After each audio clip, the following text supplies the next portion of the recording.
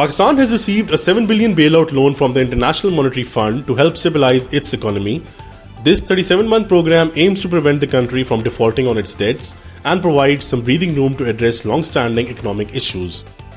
In this video, we will discuss the key points of IMF program and the challenges that would be faced in implementing this program.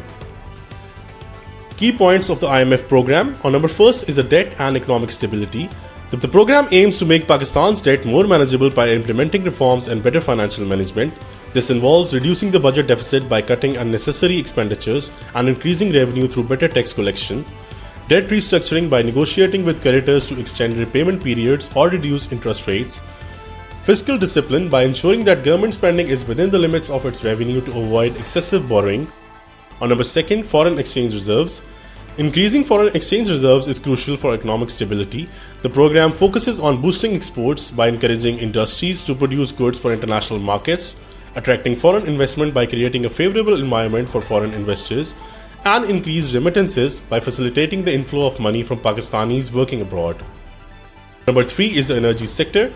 Addressing debt issues in the energy sector is vital for ensuring reliable and affordable energy supply. This includes reforming energy tariffs, reducing circular debt, and investing in renewable energy by promoting solar, wind, and other renewable energy sources to reduce dependency on imported fuels. Number fourth, business environment.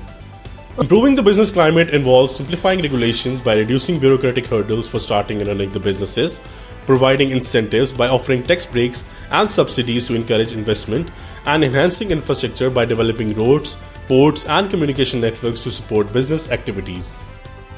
Number fifth, social spending. Increasing spending on social services and protection measures aims to support the poor and vulnerable populations by expanding healthcare and education for all citizens, providing financial assistance to the unemployed, elderly, and disabled, and offering subsidies for the essential goods and services to low-income households. On number six, agricultural income tax. Imposing an effective tax on agricultural income ensures fair taxation and increases government revenue. This involves assessing agricultural income, implementing tax collection mechanisms, and using revenue for rural development.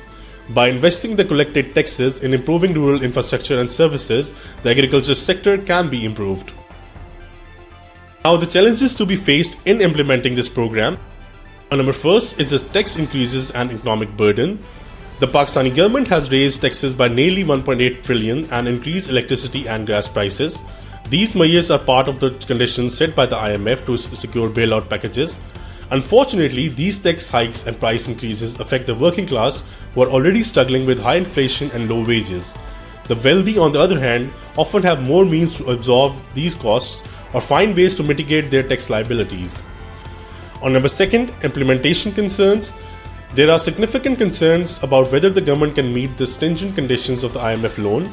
Given the current political and institutional tensions in Pakistan, implementing these measures effectively is challenging. On number third, long-term growth. While the IMF bailout provides immediate relief, it is not a sustainable solution for long-term economic growth. The government needs to focus on structural reforms that promote economic diversification, improve governance, and enhance productivity. This includes investing in education, healthcare, and infrastructure, as well as creating a more business-friendly environment to attract foreign investment. Without these reforms, Pakistan risks falling in a cycle of repeated IMF rescues. On number fourth, support from other countries. Pakistan has received financial support from China, Saudi Arabia, and the UAE to avoid defaulting on its debts. This support is crucial. It is not sufficient to cover $90 billion in debt payments due over the next 3 years. The country needs to secure additional funding and implement economic reforms to stabilize its economy. Relying solely on external support is not a viable long-term strategy. On last, the conclusion. The IMF program is crucial for stabilizing Pakistan's economy, but the government must implement the required reforms and look for additional ways to ensure long-term stability and growth.